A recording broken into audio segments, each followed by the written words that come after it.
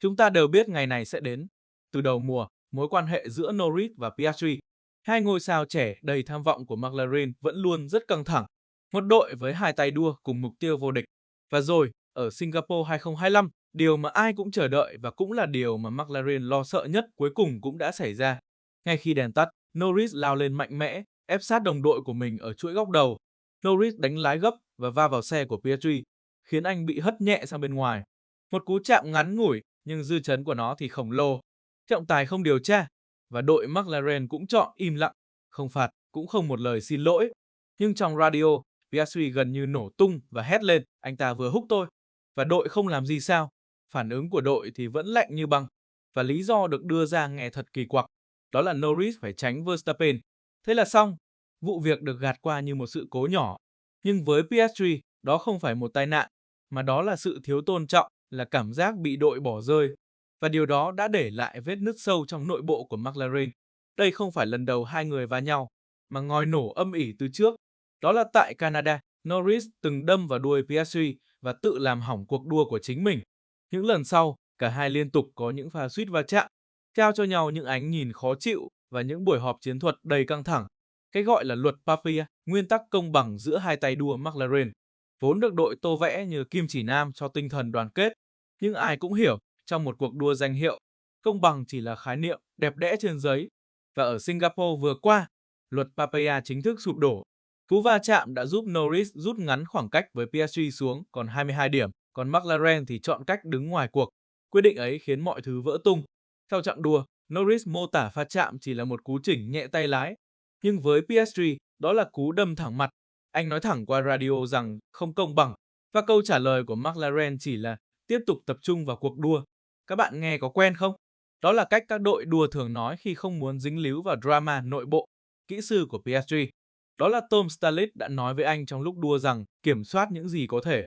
Nhưng thật mỉa mai, McLaren vẫn khăng khăng rằng họ công bằng với cả hai, nhưng càng cố chứng minh, họ càng cho thấy mình không thể kiểm soát nổi sự công bằng đó.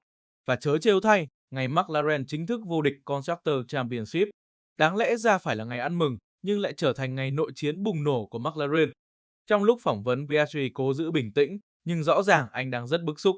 Anh ấy nói rằng khi xem lại toàn bộ tình huống, chắc chắn sẽ phải nói chuyện với đội. Phóng viên còn nhắc lại vụ Monza, nơi Piastri bị buộc phải nhường chỗ cho Norris sau một pha pit stop chậm. Dù đây không phải là lỗi của anh. Sau đó, trong đội đã có những buổi họp kín, tranh cãi gay gắt về công bằng và chính sách nội bộ. Giờ đây, câu chuyện đó quay lại. Nó trở nên lớn hơn, nặng nề hơn, và lần này không còn ai dám chắc McLaren vẫn còn giữ được niềm tin từ cả hai phía như trước nữa.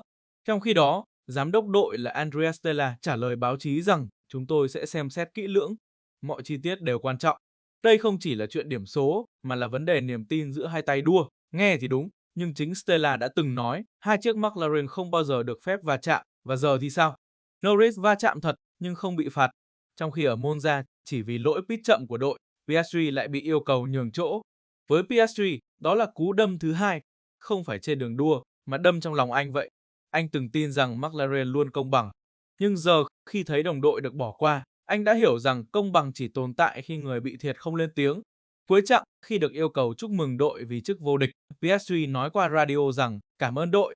Xe hôm nay thật bền, một câu nói nhẹ, nhưng đậm mùi châm biếm. Ai nghe cũng hiểu anh đang giấu sự bực bội đằng sau lớp vỏ điềm tĩnh. Sau đó, anh vẫn nói đúng mực với truyền thông, vẫn mỉm cười. Nhưng ánh mắt của anh nói lên rằng anh không còn tin đội của mình nữa. Mặc dù McLaren có thể đã giành danh hiệu đội đua, nhưng họ đang mất thứ quý giá hơn. Đó là niềm tin giữa hai con người đang cùng tranh một giấc mơ. Piastri giờ có đủ lý do để phớt lờ lệnh đội nếu tình huống tương tự xảy ra. Đó là hệ quả của việc McLaren chọn lọc thời điểm để giữ công bằng.